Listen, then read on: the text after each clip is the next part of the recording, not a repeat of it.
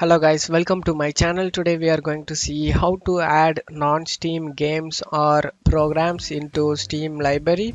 I show you guys how to do that. For that, open up Steam.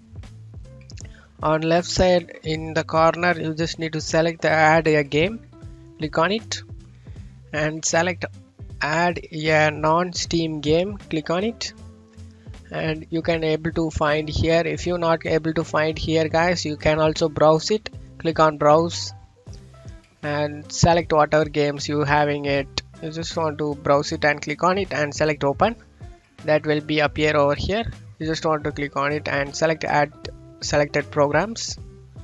Just want to select it and select add selected programs. That will be added. And that's it guys for today's video guys. Give me a like and subscribe. Thank you.